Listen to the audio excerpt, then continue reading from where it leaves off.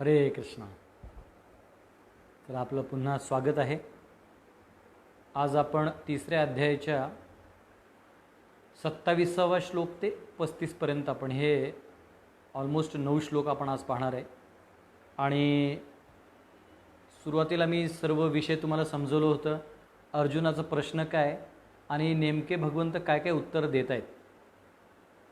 अर्जुनाचे जे प्रश्न आहेत ते अर्जुन बेसिकली पळत होता युद्धातना हे सांगून की मी ॲक्च्युली मला ज्ञान झालेलं आहे, आता मी युद्ध करण्याची काही गरज नाही आहे असं सांगून तो पळत होता.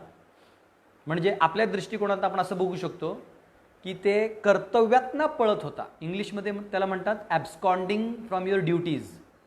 म्हणजे तुम्ही आपल्या कर्तव्यातना जेव्हा पळायचा प्रयत्न करता तेव्हा तुम्ही कितपत धार्मिक आहात हा निर्णय तुम्हाला स्वतःला घ्यायचा आहे. आपण धार्मिक आहोत आणि जर आपण कर्तव्यातनं पळतोय ते योग्य आहे का? धर्म पळून जायला शिकवतो का? नाही. तर धर्म निरासक्त व्हायला शिकवतो पण कार्य करत राहायला सांगतं. हा एक हलकासा भेद आहे, तो समजून घ्या. कारण दोघंही कार्य करतायत पण एक आसक्त आहे, एक निरासक्त आहे. त्यामुळे कधी कधी आता समजा आम्ही पण साधू आहोत तर आम्ही आश्रमसाठी कधी भाजी घ्यायला जातो.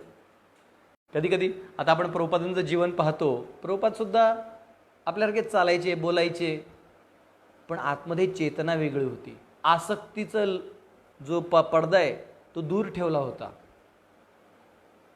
दुसऱ्या अध्यायात अर्जुन विचारतो की अरे देवा, तुझी हे जे भक्त आहेत ते कसे चालतात, कसे बोलतात, काय करतात, मला प्लीज सांग म्हणून. तर ते म्हणतात की अरे ते कसे चालतात बोलतात बाहेरून समजण्याऐवजी ते कसे आत्मा स्वतःला तयार ठेवतात, त्यांची आंतरिक भावना काय असते हे समजून घे.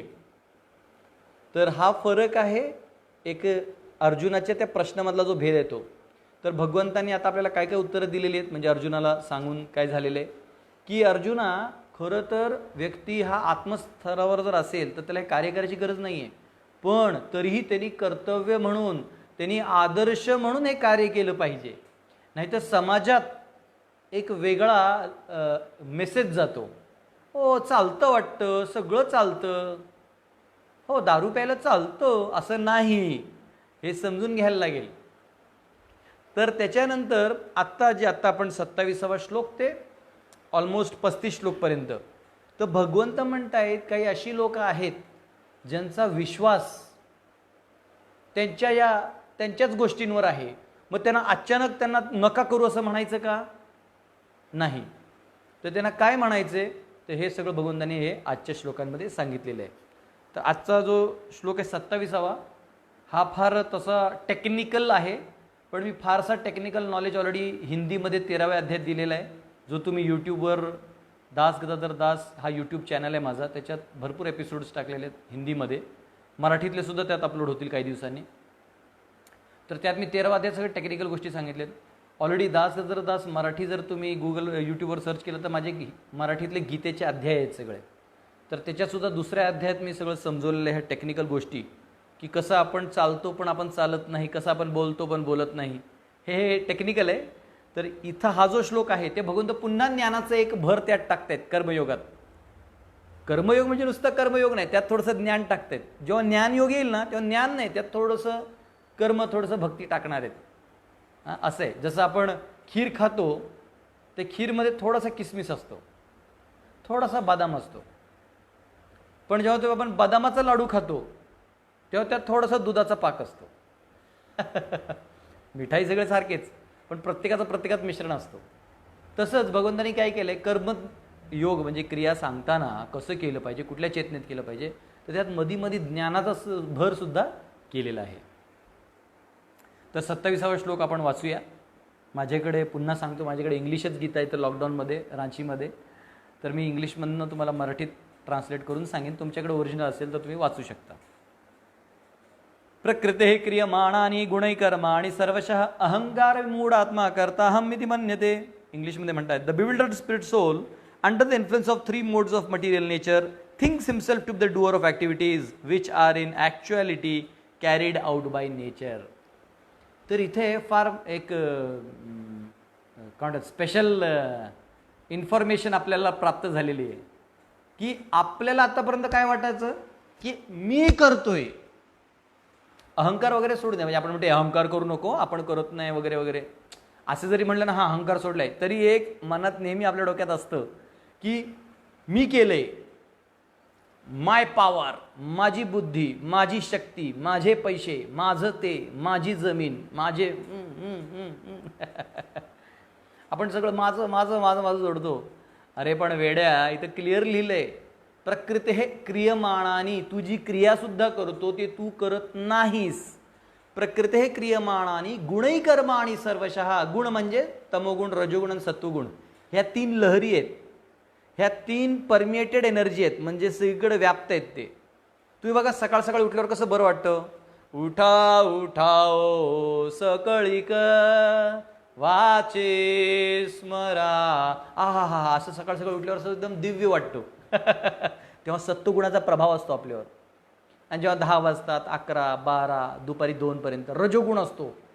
पैसे कुठे आहेत, मला कमवायचे, धंदा पाणी, नोकरी, मेहनत, वेळेवर सगळं सगळं असं म्हण, पैसा पैसा किंवा power power power.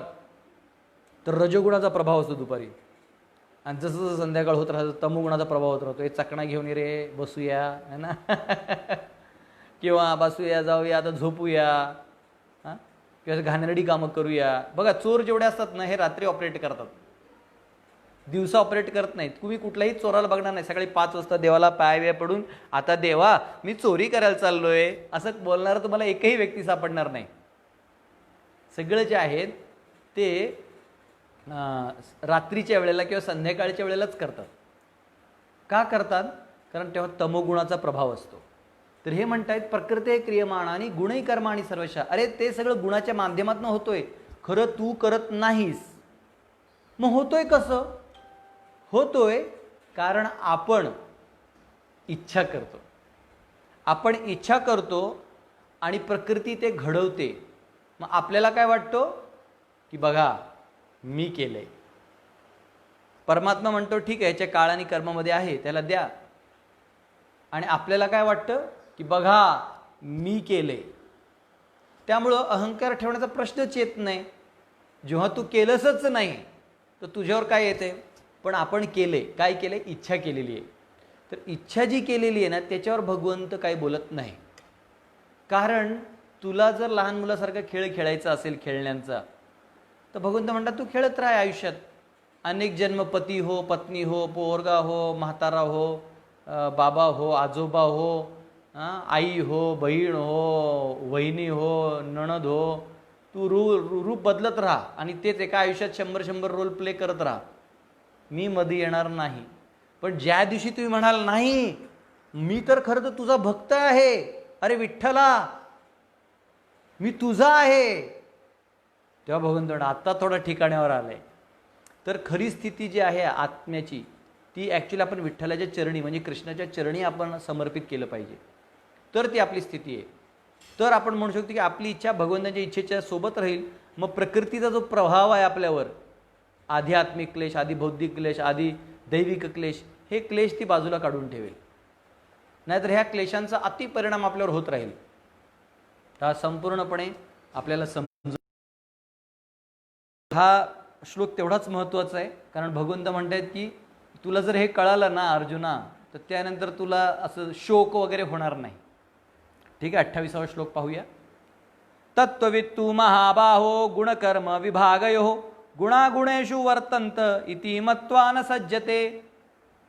One who is in knowledge of the absolute truth, O mighty arm, does not engage himself in senses and sense gratification, knowing well the difference between work in devotion, work for fruitive results. की जो ज्याला एकदा हे कळालं ना, तो काय करतो, आपल्या इंद्रिय तृप्तींमध्ये वेळ घालवत नाही. कारण ते नकली आहे, ते आर्टिफिशियल आहे, ते कृत्रिम आहे. म्हणजे आपण किती जरी आपल्या इंद्रियांना सुख करायचा प्रयत्न केला ना, ते एका प्रमाणाच्या बाहेर त्याला सुख मिळूच शकत नाही. उदाहरणार्थ आपण किती गुलाबजामुन खाऊ शकतो, 1, 2, 3. मी हॉस्टेलला असताना एकाने 160 गुलाबजामुन खाल्ले होते. 5-6 दिवस ॲडमिटच होता, तो वेगळा विषय, पण पैज लावली होती. आणि गुलाबजामुन खातोय नुसते 160, पण तो 161 खाऊ शकत नाही, कारण याला लिमिट आहे. आपल्या डोळ्यांना बघण्याचं लिमिट आहे, कानाला ऐकण्याचं लिमिट आहे, नाकाला वास घेण्याचं लिमिट आहे. प्रत्येक गोष्टीला लिमिट आहे. प्रत्येक योनीत, म्हणजे पक्षी आहे त्याला पण लिमिट आहे, कुत्रा आहे त्याला पण लिमिट आहे, वाघ आहे त्याला लिमिट आहे. प्रत्येकाला काही ना काही लिमिट आहे. आपण पक्षीसारखं उडू शकतो का? नाही. आणि पक्षी आपल्यासारखा बसून लेक्चर देऊ शकतो का? नाही. तर प्रत्येकाला लिमिट आहे. तर ते जे इंद्रिय आहे, जो हुशार व्यक्ती आहे, ज्याला कळतं की प्रकृतीचा डाव आहे, तो त्या प्रकृती म्हणजे झाडं झुडपं नव्हे, प्रकृती म्हणजे संपूर्ण सृष्टी, ह्याला प्रकृती असं संबोधलं जातं. तर प्रकृतीच्या दिशेखाली जे काही चाललंय त्याच्यात तो हुशार असतो. तो त्यात जाऊन रममाण होत नाही. त्याला माहिती आहे हा डाव आहे, हा मायाचा एक डाव आहे, ती वापरते आणि ती नंतर ठोकणार आहे. ते म्हणतात ना, बुलाती है मगर जाने का नाही. बोलवेल ती, ये तुला मी सुखी करते, ये ये असं कर, तू सुखी होशील. आपल्याला वाटतं हां मला असं सुखी व्हायचं आहे, आणि आपण तिच्या नादाला लागतो, तिच्या म्हणजे प्रकृतीच्या. आणि मग काय होतं, आयुष्य संपतो, सगळं आयुष्य संपतो. एक आयुष्य कधी गेला कळत नाही. तर हुशार माणसाने काय केलं पाहिजे? हुशार माणसाने याच्यात रममाण होता कामा नये. न तेषु रमते बुधा, जो बुद्धिमान आहे तू याच्यात रममाण होत नाही. ह्याच्यात पण तेच सांगितलं ते की तत्त्ववित्तू महाभाव बाहो, ते म्हणतात जो विद्वान आहे, ज्याला हे कळलेलं आहे, तो याच्यात रममाण होत नाही इंद्रिय आणि इंद्रिय तृप्तीच्या कार्यात. आणि त्याला दोघांमधला फरक कळतो की फळांसाठी कार्य केलं म्हणजे आपण जेव्हा एखादी आशा धरून कार्य करतो, हे ॲक्च्युली उच्च स्तर नाही आहे, ते निम्न स्तर आहे. मग आता भगवंत नंतर सांगणार आहेत की समजा कोणी काम करतच असेल तर त्याला आपण त्रास द्यायचा का? असं करू नको, काहीच करू नको, नाही. आपण त्याला कसं त्याशी डील करायचं हे भगवंतांनी येत्या श्लोकमध्ये सांगितलेलं आहे. 29 प्रकृते गुणसम्मूढा सज्जन्ते गुणकर्मसु तान आकृष्टविदो मंदान कृत्स्न विन्न विचालयेत. Bewildered by modes of material nature, the ignorant fully engages themselves in material activities and become attached.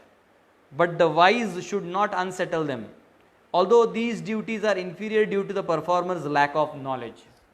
म्हणजे कधी कधी, आता हा महत्त्वाचा मुद्दा आहे. काल आदर्श स्थापनेचा विषय आपण चर्चा केला कृष्ण आणि अर्जुनाशी. आज आपण बघतोय की ते म्हणतायत तू आदर्श राहशील, तुझी चेतना उच्च आहे की तुला भगवंतांवर सगळं समर्पित करायचंय आणि तरी तू कार्य करतोयस, तर तुझी उच्च चेतना आहे. म्हणजे तू निर्लिप्त आहेस, तू कमळाच्या फुलासारखा आहेस, चिखलातनं निघालायस पण चिखल नाहीस. पण बाळा, काही लोक त्याच्यातच रममाण आहेत, त्यांचं अस्तित्वच त्याच्यात आहे. मग तू काय केलं पाहिजेस? तू त्यांच्यात अस्तित्वच तसं असेल तर त्यांना जाऊन तू त्रास देणार आहेस का? तू चुकीचा आहेस, तू चुकीचा आहेस म्हणत बसणार आहेस का? नाही. तू त्यांना चुकीचं ठरवण्याऐवजी त्यांना आदर्श दाखव. त्यांना लक्षात येऊ दे की आपण एवढ्या मेहनत करतो पण सुख नाही आहे. हा बघ कमी मेहनत करतो आणि सुखी आहे, कसं काय? मग ॲक्च्युली तो काय करेल, तो त्याला जाऊन विचारेल. त्यामुळं आपण जाऊन लगेच सगळ्यांना शहाणपणा शिकवायची गरज नाही. भगवंत स्वतः म्हणतात बरं का, भगवंत स्वतः म्हणतात जास्त शहाणा झालायस तर तू तुझ्याकडे ठेव. कधी कधी मी पाहिलंय लोक ना असे एकमेकांना तुच्छ दाखवायचा प्रयत्न करतात. कोणी असं विद्वान असेल किंवा कोणाला काहीतरी असं कळलं असेल, तो दुसऱ्यांना हसतो, उपहास करतो, पण त्याला समजवत नाही. तर मग हा उपहास सुद्धा काही कामाचा नाही, कारण तो त्याच्या कामाचं पण नाही तर तुझ्या कामाचं पण नाही. त्याच्याऐवजी त्या व्यक्तीला जाऊन तू समजवलंस तर तुझा फायदा आहे. तर इथे काय म्हणतात त्याला, जे भगवंत आहेत ते दया दाखवत आहेत की अर्जुना, अशा लोकांना त्रास देण्याऐवजी त्यांना प्रेरणा दे आणि त्यांना हलवू नको. कधी कधी मी पाहिले काही लोक अशा व्यक्तींची पूजा करतात जे देव नाहीत किंवा देवतासुद्धा नाहीत किंवा त्यांचं शास्त्रसुद्धा वर्णन नाही. आता मी नाव घेणार नाही कारण ते उगाच वादाचा विषय होतो. पण असे लोक आरती करतात, पूजा करतात, त्याच्या नावाने मंत्र पण लिहितात. तर ते कसं आहे, त्यांना जाऊन जर सांगितलं करू नका तर त्यांना जे बाकी देवी देवतांना विश्वास आहे ते पण निघून जातो. त्यांचं कसं असतं, सगळं त्यांनी हे पण आहे. मग अशा वेळेला त्यांना हुशार माणसासारखं समजवलं पाहिजे. नाही तर काय होईल, आपण जर त्यांना तिथली आस्था तोडली तर तुमच्यावरची पण आस्था तुटून जाते, मग तो नास्तिक होतो. त्यामुळं ह्याच्यात गीतेत भगवंताने सांगितलं, एखादा कर्तव्य करत असेल, आसक्त म्हणूनच करत असेल फार बायकोशी त्याला प्रेम आहे, म्हणजे बायकोशिवाय राहता येत नाही, त्याला जगायचं आहे आणि तो तिथंच आहे, तर त्याला आपण काहीच करू शकत नाही. मला अजूनही माहिती आहे, मी फार 2003 का 4ची गोष्ट आहे. आम्ही एका केंद्रात प्रचार करत होतो. आम्ही सकाळी 4ला उठायचो आरतीसाठी, 4:30ला आरती असायची. आरती असताना एक माणूस आला, ते पाटील आडनाव होतं एवढं माहिती आहे मला, आणि पुण्याला वडगाव, ज्याला माहिती आहे वडगाव बुद्रुक सिंहगड कॉलेज, तिथे इंजिनिअरिंग करत असतानाची गोष्ट आहे. तर त्यांनी मला बाजारात पाहिलं, मी भाजी घेत होतो, आणि मी कॉलेज स्टुडंट होतो पण धोती कुर्त्यावर होतो. खुश झाले ते, अहो महाराज, मला मी म्हटलं नाही, मी स्टुडंटच आहे, महाराज वगैरे नाही आहे, पण या तुम्ही. आणि त्यांनी 2-3 दिवस आरती केला आमच्यासोबत. सकाळी उठून घरून यायचे ते, कधी लाडू घेऊन यायचे, कधी काय घेऊन यायचे. एकदम खुश झाले, मला आता विठ्ठल प्राप्त झालेला आहे, आता मी भक्ती करणार. अगदी प्रामाणिकपणे लगेच 16 माळा सुद्धा सुरू केला. आम्ही पण घाबरलो, एवढी आम्हाला 6 महिने लागले 16 माळ्यावर यायला. हा व्यक्ती आला म्हणजे किती उत्साही आहे. करायला लागले आणि मग बघितलं 7-8 दिवसानंतर प्रभूजी कधी आलेच नाहीत. महिना झाला कुठं दिसे ना, त्यांच्या घरचा ॲड्रेस आम्हाला माहीत नव्हता. परत एकदा काही ते बाजारात दिसले, जवळ गेलो. अहो म्हणलं, काका तुम्ही येत नाही? अरे म्हणलं काय सांगू मला लय हसू आलं तेव्हा. ते म्हणाले, अरे मी 4ला उठलो की नाही का माझी बायको घाबरते की हा सोडून जातो काय, म्हणून ती तिचा हात आहे ना माझ्या अंगावर असं ठेवते, आणि असं ठेवलं की नाही ते हात काढायला काय नाही, तो 2 किलोचाच हात आहे, पण तो जो मोह आहे ना तोच आवरत नाही. आता विचार करा, आपण त्याला म्हणू शकतो का बायकोला सोडून दे, इकडे ये? नाही, आपण असं म्हणू शकत नाही. त्याचा लढा, त्या व्यक्तीचा लढा त्यालाच लढावा लागणार आहे. त्याच्या आसक्तींशी युद्ध त्यालाच करावं लागणार आहे. त्याच्या मोहांचा जाळ त्यालाच तोडावा लागणार आहे. यालाच म्हणतात पुरुषार्थ. प्रत्येकाने आपापलं करायचंय. कधी लोक म्हणतात, प्रभूजी आम्ही तुमचं धोती पकडणार. धोती पकडून काय, जास्त धोती खेचलं तर मला कोपिनवर फिरायला लागेल, पण धोती पकडून चालणार नाही. किंवा आपण म्हणतो प्रभुपाद मला करतील, नाही. प्रभुपादांनी जे शिकवलंय ते शेवटी मोहाचं जाळ तुलाच तोडायचंय. ना, जिगर सोडू नको. देवाक काळजी रे, देवाला काळजी आहे तुझ्यावर, पण तू तुझ्या बाजूने प्रयत्न करतच राहा. तू तुझ्या प्रयत्नात कस कुठेही सोडू नको. पूर्ण जीव लावून प्रयत्न कर, त्यांनी आपण भगवंतांना प्रसन्न करू. एका बाजूला उभा राहून तू फक्त ते प्रयत्न करत राहशील तर भगवंत सुद्धा पाहतील की अरे वा, हा किती प्रामाणिक भक्त आहे. तर अशा प्रकारे आपल्याला कृपा याचना करायची आहे. त्याच्यात ते म्हणलेलं आहे की अशा लोकांना त्रास देऊ नये. 30वा श्लोक घेऊया. मयि सर्वाणि कर्माणि सन्न्यस्य अध्यात्मचेतसा निराशीर निर्ममो भूत्वा युद्धस्व विगतज्वरा. सुंदर श्लोक आहे हा. Therefore, O Arjuna, surrendering all your works unto me, with mind intent on me, and without desire for gain, and free from egoism and lethargy, fight. भगवंत प्रत्येक ज्ञान दिल्यावर युद्ध कर. कर्मयोग झाला, युद्ध कर. ज्ञानयोगात जाल, युद्ध कर. परत अध्यात्म भक्तियोग केलं, युद्ध कर. ते भगवंत फार हुशार आहे, चिवट म्हणतात त्याला. एखादा माणूस एखाद्या विषयाला चिपकला ना का तो सोडतच नाही. कोकणातल्या माणसाने चिवट म्हणतात, ते चिवट असतात अगदी. असं म्हणजे आता ठरवलं ना का मग ऐकत नाही कोणाचं. मैत्री केली तर मग जीवापार करतात, आणि मग एखादा विषय धरलं डोक्यात तसं बायकांचं पण असतं. त्यांच्या डोक्यात एखादा विषय गेला ना, राग आला त्यांना का मग ते बोलत नाही असं करतात, मग आतून काहीतरी स्पेशल करतात. तर कृष्ण पण तसाच आहे. कृष्ण काय करतोय, सगळं ज्ञान दिलं म्हणतो, आता विगत जोर, आता कसला आळस घेऊन बसलायस, उठ बोलन तुला, आता चल युद्ध कर. हुशार आहे कृष्ण, एकदम हुशार आहे. हा श्लोक असा आहे. Therefore, O Arjuna, surrendering all your works unto me, with mind intent on me, and without desire for gain, and free from egoism and lethargy, fight. की आता काय कर तुझं जे काय हे, आता नीट लक्षात घ्या. या श्लोकात काय सांगितलंय की तुझं कर्म जे काय ते संन्यास काय कर, म्हणजे तू कर्म सोडून दे आणि तू माझ्या ऑर्डरवर कर. म्हणजे परत भगवंत भक्तीच डिमांड करतायत. पण प्रॉब्लेम आहे, तो कर्माच्या दृष्टीने पाहतोय ना. भगवंत ना प्रत्येक श्लोकात भक्ती दिलेली आहे, पण ते भगवंताच्या दिशेने. अर्जुनाच्या दिशेने किंवा आपल्यासारख्या साधकाच्या दिशेने ते कर्मयोग दिसतो, निष्काम दिसतो, सकाम दिसतो, कर्मकांड दिसतो. अहो कुठल्याही कारणाने जर तुम्ही येन केन प्रकारेनं मना कृष्ण निवेशित केलं, कृष्णाची इच्छा पुरी केली, ती भक्ती आहे. तर इथे ते म्हणतात अर्जुना तुझं कर्म सगळं सोड आणि तू माझ्याकडे ये. आणि नीट लक्षात घ्या 18व्या अध्यायाच्या 66व्या श्लोकात काय म्हणतात भगवंत, सर्व धर्मान परित्यज्य. कारण तेवढ्यापर्यंत धर्माची पण व्याख्या भगवंतांनी त्याला शिकवलेली आहे. त्यामुळे ते धर्म त्याग करायला सांगतायत आणि इथे कर्म. आणि माझा आदेश म्हणून तू आता सगळं सोडून आणि माझं युद्ध कर बरं. आणि अध्यात्म चेतसा, पण तुझी चेतना कशी असली पाहिजे करताना, आध्यात्मिक असली पाहिजे, भौतिक नसली पाहिजे. आध्यात्मिक चेतनेने काम कर.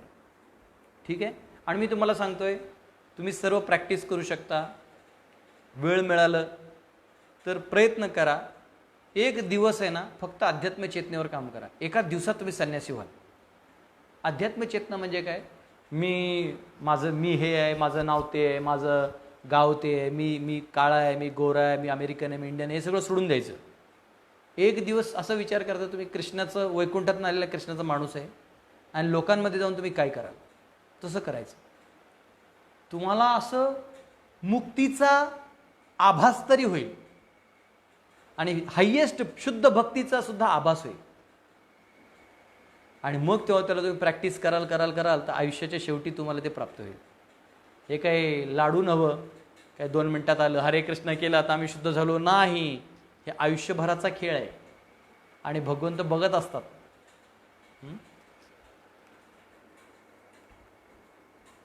ठीक आहे. 31वा श्लोक घेऊया. ये मे मतमिदं नित्यम अनुतिष्ठन्ति मानवः श्रद्धावन्तो अनुसूयन्तो मुच्यन्ते तेऽपि कर्मभिः. One who executes his duties according to my injunctions and who follows this teaching faithfully without envy becomes free from bondage of fruitive actions. तर किती सुंदर दिले बघा की आपण कर्मातनं कसं मुक्त व्हायचं, कर्मबंधनातनं कसं मुक्त व्हायचं, आमचे कर्म कसे फिटणार प्रभूजी सांगा. प्रत्येक ठिकाणी गेलं का एकच प्रश्न असतो त्यांना, हे स्वीकार असतं की कर्म आहे.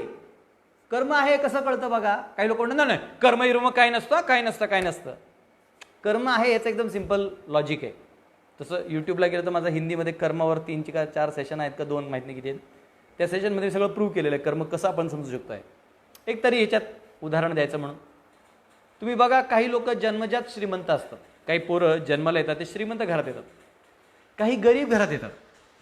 मग जर देव सारखा आहे, सगळ्यांवर तेवढाच प्रेम करतो, मग वेगवेगळे परिस्थिती का दिली. तर ह्याचाच अर्थ असतो की भगवंत प्रत्येकाला आपापल्या प्रिव्हियस जन्माचं एक कंटिन्युएशन आहे. ते काय अब्रप्टली मधून जन्म झाला म्हणून मधूनच बाहेर आला असं नाही. तर कर्म हे आपापले भोगावेच लागतात. तर इथे भगवंत म्हणतात अरे तुला त्या कर्मातनं मुक्त व्हायचंय ना. आता कर्म इथं क्रिया नव्हे, कर्म म्हणजे कर्मफळ, कर्मफळाची गोष्ट चालू आहे. कर्म म्हणजे कर्मयोग नाही, इथं कर्मफळाची गोष्ट चालू आहे. तुला या कर्मफळातनं जरी मुक्त व्हायचं अर्जुना, आपण ईशोपनिषदमध्ये श्यामप्रभू शिकवत आहेत ना, न कर्म लिप्यते नरे कुर्वन्नेवेह कर्माणि जिजीविषे शतं समः एवं त्वयि नान्यथेतोस्ति न कर्म लिप्यते नरे. जसं आपण ते फणस कापतो बघा, फणस काही लोक लोणचं बनवतात, काही भाजी बनवतात, काही त्याचा गरा काढतात, आतमध्ये चिपचिप असतो. हाताला तेल लावतात, तेल असं हात टाकलं का ते काढतात सगळं. पण जर तुम्ही तेल नाही लावलं तर सगळं इथे चिपकतो, मग केसांना लागतो, मग इथं हात त्रास होतो. तसं काय या संसाराला डायरेक्ट हात लावायला गेला का चिपचिप आहे. पण भगवंतांना मध्ये आणून जर तुम्ही भगवंतांच्या गॉगलनी बघायला गेलं तर सगळं निर्लेप आहे. भगवंतांनी बरोबर प्रत्येकाला सुख दुःख त्याच्या कार्यानुसार दिलेले आहेत. तुम्ही त्याच्यात मध्ये पडू शकत नाही, हे तुमच्या लक्षात येतं. मला काल कोणीतरी विचारत होता, प्रभूजी माझे वडील नाही आहेत, मला एक बहीण आहे आणि माझ्यावर जबाबदारी आलेली आहे, तर मला फार टेन्शन आहे, त्याचं लग्न कसं होणार. मी म्हणलं माझ्या नातेवाईकांमध्ये माझे टोटल 9 बहिणी आहेत. म्हणजे माझ्या चुलत 8, एक माझी स्वतःची, असे 9 बहिणी आहेत. आणि मी जेव्हा सॅफ्रॉन घेतलं तर माझे घरचे ओरडायला लागले, काय हे तू असं केलं, आता आमच्या घरात आमच्या पोरींना पोरगा कोण देणार. आणि देवाच्या कृपेने ऑलमोस्ट 6चं लग्न झालं, तर 3 आहेत ते होतील हळूहळू. झालं, सगळ्यांचं चांगलं चांगलं सेटल आहे, सगळं खातायत पितायत, मला फोन पण कोणी करत नाही की कसा आहेस दादा, काय काय नाही. तर आपण असं विचार केला की नाही नाही माझ्यामुळं माझ्या बहिणींना जाणार आहे, हे आपलं मूर्खपण आहे. त्यांचं प्रारब्ध ते घेऊन आलेले आहेत. त्यांचा जसा नवरा मिळायचंय, त्यांचं जसं पैसे मिळायचे, त्यांना जसं धन राहायचंय, गरीब राहायचंय, श्रीमंत राहायचंय, त्यांचं ते देवाने ठरवलेलं आहे. तू त्याच्यात पडू शकत नाहीस. हां, तर आपण मूर्ख माणसासारखं आपण बसून चिंता करत राहतो. तर आपण चिंता केलं नाही पाहिजे, देवावर सोडलं पाहिजे, कारण तो शेवटी काळजी घेतो. तर हे म्हणतायत की तू काय कर, श्रद्धावंतो अनुसूयंतो, पण तू माझं कार्य करताना श्रद्धावान भावनेने कर. असं कुचकट माणसासारखं करू नको. श्रद्धा ठेव माझ्यावर, मी तुला मदत करीन, अवश्य रक्षिबे कृष्ण, ही भावना ठेव. हां, अनुसूयंतो. आणि द्वेष करू नको कोणाचा. तू द्वेष भावनेने करू नको, कारण द्वेष करण्याचा प्रश्नच येत नाही. प्रत्येक जीव हा आपापलाच अडकलाय, तू कशाला त्याचा द्वेष करतोय. जसं हॉस्पिटलमध्ये तुम्ही जर गेले तर तुम्ही पहा की लाईनीत माणूस बसलाय, बेडवर झोपलेले असतात. कोणाचा पाय तुटलंय, कोणाचा हात लागलाय, कोणाला कमरेला त्रास आहे, कोणाला पोटाचा त्रास आहे, कोणाला डोक्याचा काय प्रॉब्लेम आहे. सगळे असे लाईनीत बसलेले आहेत, झोपलेले आहेत. तर ज्याचा पाय तुटला तो म्हणू शकतो का हा हा हा ते बघ त्याचा हात तुटले, त्या डोकं फुटले. नाही, कारण तुमचं पण पाय तुटलेले, तुम्ही दुसऱ्यांना काय हसताय. तर आपण दुसऱ्यांना काय हसणार, आपण स्वतःच हास्यास्पद झालेलो आहोत. लक्षात आलं का. तर आपण ह्या संसारात स्वतः अडकलोय, स्वतःच्या मुक्तीचा मार्ग शोधायचा आहे. दुसऱ्यांना हसून काय मिळणार आहे आपल्याला. लक्षात आलं. असं आहे. तर भगवंत म्हणतात की असं केलं जर तू द्वेष सोडून दिलास तर काय होणार आहे तुला, कर्मबंधनातनं मुक्त होशील. मुच्यंते तेपि कर्मभिः, मुच्यंते, त्या कर्मातनं मुक्त होशील. आता 32वा श्लोक घेऊया. ये तु एतद अभिसु अभ्यसूयन्तो नानुतिष्ठन्ति मे मतम सर्वज्ञान विमूढांस्त्वान् विद्धि नष्टान चेतसः. But those who out of envy, जे द्वेष करतात, disregard these teachings and do not practice them regularly, जे कर्तव्य करत नाहीत आणि माझ्या या आदेशांना चेष्टेवर घेतात, are to be considered bereft of all knowledge, ते त्यांचं काही बुद्धीचं नाही आहे. अँड बी फूल्ड, मूर्ख आहेत. And doom to ignorance and bondage, त्यांना पुन्हा पुन्हा बंधनात जावं लागणार आहे. बरं, आपण जे कार्य करतोय हे बंधनात नेतोय का मुक्त करतोय, कसं कळणार. कारण हे वाक्य कोणी म्हणाले तू पण मूर्ख आहेस, नाही. जो मुक्त होत जातो ना त्याला आनंद वाढत जातो, आणि जो बंध होत जातो ना त्याला जड वाटत जातं. जसं समजा तुमच्या कांद्यावर बॅग दिलाय, मग डोक्यावर मोठं सामान दिलंय आणि खांद्यावर एक हे आणि हातात बाळ आहे आणि कुठेतरी चाललेत यात्रेला, किती जड वाटतं.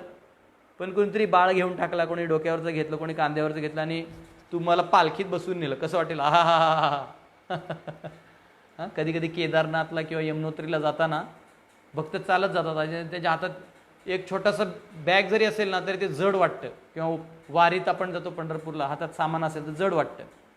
पण तेच जर कोणीतरी ठेवलं ट्रॅक्टरमध्ये आणि हातातनं काढून घेतलं, रिलॅक्स वाटतं. तसं आपण मुक्त होतोय का बंद होतोय, किती हलकं वाटते आतून, याचा तो प्रमाण आहे. ठीक आहे. तर 32 झालं. 33व्या श्लोकात जाऊया. सदृशं चेष्टते स्वस्यः प्रकृतिर्ज्ञानवानपि प्रकृतिः यान्ति भूतानि निग्रह किं करिष्यति. Even a man of knowledge acts according to his own nature, for everyone follows his nature. What can repression accomplish? म्हणजे आता ते काय म्हणतात भगवंत, की तुला जरी वाटतंय की ठीक आहे मी माझे हे जे वेग आहेत ह्यांना दाबतो आणि असं जोपासून ठेवतो, जवळ ठेवतो, तर काय होणार आहे. म्हणजे मी ऍक्टिंग म्हणजे कार्यच करणार नाही, माझ्या गुणांना असं दाबून ठेवणार आहे. तर तसं होऊच शकत नाही, कारण आतून तो वेग चालतच राहणार. म्हणजे एखादा झरा फुटतो बघा, डोंगराला झरा फुटतो किंवा जमिनीत झरा फुटतो, विहिरीला झरा असतो, पाण्याचा झरा. मग आपण पाणी किती पण हापसलं तरी ते विहीर परत भरतो. आता समजा गोदावरीच्या तुम्ही उगमाला गेले ना, एवढं पाणी टप्प टप्प टप्प टप्प पडतोय. पण गोदावरी केवढी मोठी आहे, समुद्रच वाटतो तो एका दृष्टीतनं. सुरुवात जरी छोटी असेल तरी ते मोठं होतं. तर असं म्हणतात की जरी आपण आपल्या स्वभावाला दाबायचा प्रयत्न केला तर ते काही कामाचं नाही आहे, कारण स्वभाव आपण दाबू शकत नाही. कारण आपल्याला समजा आपण फास्ट बोलायची सवय, मला एक सवय आहे फास्ट बोलायची, तर मला कित्येक वेळा लोकांनी कमेंटसुद्धा सांगितलं की प्रभूजी थोडं हळू घ्या. पण ते मी हळू घेतलं का मी नॉलेजच विसरतो, काय बोलायचं आहे, मी हँग होतो, विचार करतो काय बोलणार होतो. त्यामुळे कधी कधी कमेंट वाचलं तरी मी हँग होतो. पण बोलत गेलं तर मला सगळं येत राहतं आणि मी बोलत राहतो आणि मलाही कळतं मी काय बोलतोय. पण मी माझं नेचर चेंज केलं तर मला त्रास होणार आहे आणि तुम्हालाही त्रास होणार आहे. तेव्हा नेचर बदलू शकत नाही. काही लोक फार हळूवार आहेत. आपण श्याम प्रभूंना बघता किती प्रेमाने सांगतात ते, आणि आपल्याला कळायचंय तुम्हाला सांगतो असं हळूहळू हळू श्यामप्रभू शिकवतात. पण तेच शिकवतात, तेवढंच तेच पण शिकवतात, तेवढं मी पण शिकवतो, आणि ते फास्ट आणि स्लो हे नेचरच आहे. ठीक आहे. तर भगवंत म्हणतात तुझा स्वभाव बदलण्याऐवजी, कारण अर्जुन इथं स्वतःचा स्वभाव बदलायचा प्रयत्न करतोय. क्षत्रिय असून तो संन्यासी नाटकी ढोंगी संन्यासी बनायचा प्रयत्न करतोय, ते एक्सेप्टेड नाही भगवंताला. 34 इंद्रियस्यार्थे रागद्वेषौ व्यवस्थितौ तयो न वशमागच्छेत् तौ ह्यस्य परिपन्थिनौ. Attraction and repulsion for sense objects are felt by embodied beings, but one should not fall under the control of senses and sense objects because they are stumbling blocks on the path of self-realization. ते म्हणतायत की राग द्वेष म्हणजे आसक्ती आणि विरक्ती ह्या दोन्ही एकाच नाण्याचे दोन बाजू आहेत. कधी कधी माणूस असा एखाद्या पैसा कमवण्यात पैशाला लय आसक्त असतो, नुसता पैसा पैसा पैसा करतो. काही लोक पैशाला हातात लावायचा नाही. कधी कधी एखादा पुरुष हा सुंदर स्त्रीला बघून एकदम आकर्षित होतो, तो दिवस रात्र तिचा विचार करतो आणि लगेच काय होतो. आणि दुसऱ्या कॅटेगरी असतो, मला बघायचंच नाहीये. हे दोन्ही पण चुकीचे आहेत. दोन्ही पण चुकीचे आहेत. का चुकीचे आहेत? कारण तू असं करणारा तू कोण आहे? ती कर्माने तिचं शरीर आहे, सुंदर आहे आणि तिला देवाने दिले, आणि ते देवाचा संबंध बघून तू अप्रिशिएट कर. एक अप्सरा होती स्वर्गातली, ती खास अर्जुनासाठी आली की मला तुझ्याशी विवाह करायचा आहे. अर्जुन म्हणला अरे तू माझ्या आईसारखी आहेस, आणि पाया पडले ना अर्जुन निघाले. अर्जुन नाही म्हणाले नाही नाही नाही नाही माझ्याजवळ यायचं नाही, अजिबात नाही, असं नाही. त्यांनी सन्मान केला, कारण त्या सौंदर्याचं कृष्णाशी कनेक्शन आहे ना, भगवंतांशी कनेक्शन आहे. ते भगवंतांनी सौंदर्य काढून घेतलं 2 मिनिटात ती क्षीण होईल. तर भगवंतांनी दिले तर आपण ते आध्यात्मिक दृष्टीने त्यांचा संबंध समजून घेतला पाहिजे. तर इथे म्हणतात attraction and aversion are both two sides of the same coin. तर म्हणतात ते दोन्ही पण सोडायला पाहिजे. आपण आसक्त पण नसलं पाहिजे आणि अगदी तिरस्कारही केला नाही पाहिजे. आणि अशा प्रकारे जेव्हा आपण आपल्या इंद्रियांना संयम करू आणि त्याला आपण हे करणार नाही, म्हणजे काय म्हणतात त्याच्या बळी जाणार नाही, तर आपोआप आपल्याला आत्मसाक्षात्कार अनुभव येईल.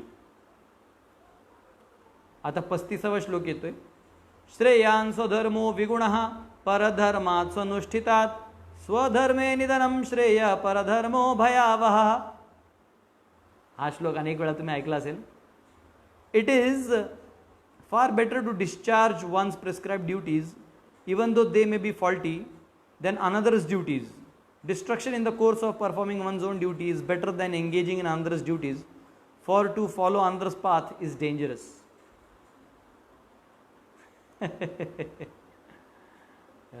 पुरुषोत्तम घोष लिहित आहेत की माझे कान देवतांसारखे आहेत. असू देत, मोठे आहेत वाटतं. हरे कृष्ण. हां, ते म्हणतायत की दुसऱ्यांचं कर्तव्य किंवा दुसऱ्यांच्या गुणांचं कार्य परफेक्ट करण्याऐवजी स्वतःचं इम्परफेक्ट झालं तरी चालेल. का स्वतःचं इम्परफेक्ट झालं तरी चालेल? कारण स्वतःचं जरी इम्परफेक्ट असेल तरी तुम्हाला आतून संतुष्टी देईल. लक्षात आलं का? तुम्हाला आतून संतुष्टी होईल. आणि दुसऱ्याचं किती जरी केलं तरी आतून संतुष्टी होणार नाही. हा फरक आहे. तर ह्याचा ह्याच्यात वर्णाश्रमचा अख्खा मोठा विषय आहे, पण तो वर्णाश्रमचा विषय मी हिंदी लेक्चर्समध्ये घेणार आहे, तर तुम्ही त्यात अटेंड करू शकता. 10:15 ते 11च्या दरम्यान मी 1 ऑगस्टपासून देणार आहे. ब्रह्मांडाचा नकाशा, ब्रह्मांड कसा आहे, धरती कशी आहे, गोल आहे का भूगोल आहे का काय, समुद्र किती आहेत, खाऱ्या पाण्याचे समुद्र, दुधाचा समुद्र, क्षीरसागर कुठे आहेत, बर्फाचा एरिया, ह्या नुसतं धरातलावर नव्हे, बाहेर पण ब्रह्मांडाच्या बाहेर. तेव्हा तुम्हाला हा पृथ्वीसुद्धा एक कणाचा कण वाटेल असं आहे. आणि मग भगवंताच्या सृष्टीबद्दल तुम्हाला प्रेम होईल. तर त्यात वर्णाश्रममध्ये सुद्धा येतो की समजा एखादा ब्राह्मण आहे, त्यांनी क्षत्रियचं कार्य केलं तर कार्य करू शकतो गरज लागल्यावर, पण ते संतुष्टी देणार नाही. किंवा एखादा क्षत्रिय तो वैश्यगिरी करायला लागला, दुकान उघडून बसला, मी शतान ते ठाकूर आणि किंवा पाटील आहे गावचा आणि बसून भाजी विकतोय, ते बरोबर वाटणार नाही. विकू शकतो पण वाटणार नाही बरोबर. किंवा एखादा चांभार आहे जो जो शिवतोय, तो जाऊन काय म्हणतात त्याला ह्याचं काम करायला लागला, काय म्हणतात त्याला, म्हणजे मासे मारण्याचं काम करायला लागला, ते त्याचं काम नाही आहे. तर प्रत्येकाने आपापल्या गुणानुसार कार्य केले पाहिजे आणि आपापल्या गुणात कमी जरी असलो आपण तरी आपलंच राहिलं पाहिजे. सेम पॉलिसी आहे विवाहामध्ये सुद्धा. लोक आजकाल इंटरकास्ट मॅरेज करतात, आय लव्ह यू वगैरे वगैरे करतात, पण इंटरकास्ट करण्यापेक्षा आपल्या कास्टमध्ये थोडा हलक्यातला जरी असला तरी त्याला अनेक गोष्टी आपल्या त्यात कॉमन असतात. त्यामुळं जे इंटरकास्ट मॅरेज आहेत ते सुद्धा क्रिटिकल सिच्युएशनला पोचतात. आपल्या कास्टमध्ये असेल तर सेव्ह करता येतं. हे एक सायन्स आहे. तर भगवंत इथं म्हणतात की तू बेसिकली युद्ध कर. आता आपण कुठपर्यंत आलो बघा. आता आपण ऑलमोस्ट 35 श्लोक झालेले आहेत. उद्या आपला 3वा अध्याय समाप्त होईल. आपण 36 ते 43 हे उरलेले जे श्लोक आहेत त्यात अर्जुन आता विचारणार आहे की भगवंता हे जे काम आहे ना, म्हणजे कुठून मला पापांशरती पुरुष, मला हे पाप नाही करायचं तरी असं वाटतं कोणतरी खेचतंय आतून, ये त्या आपण रशी खेच करतो ना, दोन्ही बाजूनी रशी खेचत असतात, तर असं वाटतं कोणीतरी खेचतोय आणि नको नको ना धाडगन पडतोय बळी, परत उठतोय. नवीन नवीन सायकल चालवतो बघा आपण, नवीन नवीन, तेव्हा ते आधी कैची चालवतात, त्या दांड्याच्या खालून पाय टाकून असं असं. मला अजूनही आठवतं लहानपणी 3-4 वेळा पडलो रस्त्यावर, पायाला लागायचं तरी उठून परत चालवणार चालवणार चालवणार. तर आपण अथक प्रयत्न करतच राहतो, तर आपण पडतो. पडायचं नसतं तरी पडतो. आध्यात्मिक जीवनात सुद्धा पाप करायचं नाही, काम वासना करायची नाहीये, खेचते. कोण खेचते? तर काम या शब्दाची व्याख्या, लोकांना काम म्हणजे सेक्स लाईफ वाटतो, ते तेवढ्या पुरती नाही आहे. कामची व्याख्या एकदम सटीक जी भगवंतांनी दिलेली आहे ते आपण उद्याच्या सत्रात पाहणार आहे. तर आजच्या सत्रापर्यंत आपण कुठं आलो? 3रा अध्याय. अर्जुनाला प्रश्न होतं की जे कार्य करायचे, तर कृष्णा मला बुद्धी आलेली आहे तर मी आता कार्य करायची गरज नाही, तूच बोललास, पण कुठली बुद्धी ते अर्जुनाला कळलं नाही. त्याला वाटलं बुद्धी वेगळं आणि कार्य वेगळं. त्याला हे कळत नाही, बुद्धी आल्यावर कार्य केलंच पाहिजे, पण ती चेतना वेगळी असते. त्याच्यासाठी भगवंतांनी पूर्ण 3रा अध्याय एवढ्यापर्यंत सांगितला.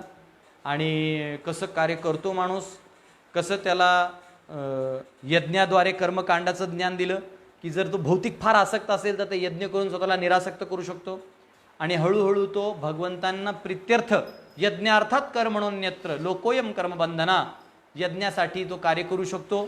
त्याच्यानंतर तो हे करू शकतो, काय म्हणतात त्याला, सकाम कर्म, म्हणजे फळाची आशा करू शकतो पण त्या दृष्टीनं काम करू शकतो. पण हळूहळू त्याला हे कळलं पाहिजे की प्रकृती हे क्रियमाणानी गुणै कर्माणी सर्वशः. त्यांनी आदर्श म्हणून लोकांमध्ये काम केलं पाहिजे, आसक्त म्हणून नाही. कारण आसक्तीने काम केलं तर दुःख प्राप्त होतो, आणि निरासक्त काम केलं भगवंतांच्या ईश चेतनेने तर कितीही मोठा ऐश्वर्य प्राप्त झाला तरी मोहात जात नाही, आणि किती जरी आपल्याकडनं सगळं खेचून घेतलं तरी माणूस मोहात जात नाही, अडकत नाही, दुःख होत नाही. तर हा फरक आहे. तर भगवंतांनी हे जे सिस्टम आहे ते समजवलेलं आहे. आणि संपूर्ण 3रा अध्याय आता 35व्या श्लोकापर्यंत आपण गेलोय, इथपर्यंत आपण पोचलोय. आणि भगवंतांनी म्हणलं की तू दुसऱ्याचं काम करण्याऐवजी स्वतःचं जे गुण आहे त्यांनी काम कर, कारण त्याचा आणि भक्तीचा काहीही संबंध नाही. एखादा चांभारच असेल तरी तो देवाचं नाव घेत राहू शकतो, विठ्ठला माय बापा विठू माऊली तू माऊली जगाची. भजन करू शकतो, तो नामस्मरण करू शकतो. हां, काही करू शकतो. जुता पॉलिश करतोय समजा कोणीतरी स्टेशनवर, त्याचं कार्य आणि भगवंताच्या भक्तीचं, असं नाही की ते करतो म्हणतो देवाचं नाव घेऊ शकत नाही, तिथे करू शकतो. हरे कृष्ण अरे वा, भगवंत त्याची प्रसन्न आहेत. तुमच्या बाह्य गुणांच्या कार्याशी भगवंतांना काही प्रॉब्लेम नाही, कारण ते तुमच्या कर्माने आलेलं आहे आणि भगवंत त्यासाठी वाटच पाहत नाही. तुम्ही आईसमोर नागडे गेले काय, मोठे कपडे घालून गेले काय, महागडे घालून गेले काय, फाटके कपडे घालून गेले का, आई आईच आहे, शेवटी ती प्रेमच करणार. तसं भगवान विठ्ठल हे माऊली आहेत, कृष्ण हा माऊली आहे, देव आहे, आई आहे, जननी आहे. माता हा मत्स्य पिता हा मत्स्य माता धाता पितामहा, की मीच आहे सगळं तुझा, मीच आहे, तू कुठं चाललायस, इकडे ये. तर तो हुशार व्यक्ती आहे, तो भगवंतांकडे जातो आणि तो कुठल्याही स्थितीत असतो. राजा जरी असला तरी तो राजपाठ कार्य करू शकतो, तेवढी त्याची बुद्धी असते, शक्ती असते, सामर्थ्य असतं. पण आतून त्याचं हृदय भगवंतांकडे ओढलं पाहिजे. आपण वेक्टर असतो ना, मॅथ्समध्ये वेक्टर असतात, एक मोठा वेक्टर कृष्णाकडे गेला पाहिजे आणि एक छोटा वेक्टर इकडे तिकडे हालत राहिला पाहिजे, काम चालव. ठीक आहे. तर आपण उद्या 36 ते 43 श्लोक संपवणार आहे आणि उद्या मी बोर्ड वापरीन. आज ॲक्च्युली मी रांची सिटीला माझं काल काम झालं, तरी शेवटी अजून एक फोन आला म्हणून आज एक काम राहिलं होतं, तर आता 11 वाजता होणार आहे म्हणून थांबलो आहे मी. ते झालं का परत मी गुरुकुलला पोचीन. उद्या बोर्ड वापरून आपण कामचा ॲनालिसिस, लस्टचा ॲनालिसिस करणार आहे. ठीक आहे. हरे कृष्णा. फार फार धन्यवाद. आपल्याकडे अजून 2-3 मिनटं आहेत. कोणाला काही प्रश्न असेल तर तुम्ही टाईप करू शकता आणि मी उत्तर द्यायचा प्रयत्न करीन. ठीक आहे. तुम्ही टाईप करणं, जनरली लोकांना प्रश्न कसं आहे, काही लोकांनी वाचलेलं असतं, त्यांना कर्मयोग माहितीच असतो, काहींनी वाचलं नाही, त्यांना वाटतं की आपण काहीतरी भलतं सलतं प्रश्न विचारलं तर असंही वाटतं. पण टाईप केलं, जर तुम्हाला कोणाला प्रश्न असेल तर विचारू शकता. हरे कृष्णा कृष्णा कृष्णा हरे हरे, हरे राम राम राम हरे हरे. हां, जसं तुम्हाला म्हणलं ना, हरिनामाचा जो वेक्टर आहे, कृष्णाकडचा जो वेक्टर तो मोठा करायचा आहे, तर तो महामंत्र जपनी होईल. हरे कृष्ण कृष्णा कृष्णा हरे हरे, हरे राम राम राम हरे हरे. आमचे भक्त 16 माळा जप करतात. 108 मंत्र म्हणजे 1 माळा, आणि तसे 16 केले तर तसे 16 माळा. प्रभुपाद म्हणाले, जो कोणी जीवनात 16 माळा करेल आणि 4 नियमांचं पालन करेल. 4 नियम कुठले? मांसाहार करणार नाही, परस्त्री व्याभिचार करणार नाही, जुगार खेळणार नाही, नशा करणार नाही.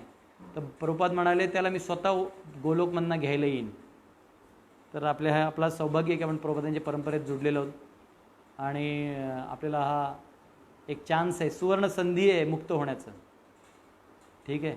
असं कोणाला जास्त प्रश्न दिसत नाही, कोणी टाईप करत नाही आहे आणि वेळसुद्धा ऑलमोस्ट झालेला आहे. तर उद्या आपण भेटूया सकाळी 8:15 वाजता. फार फार धन्यवाद. हरे कृष्णा. श्रील प्रभुपाद की जय.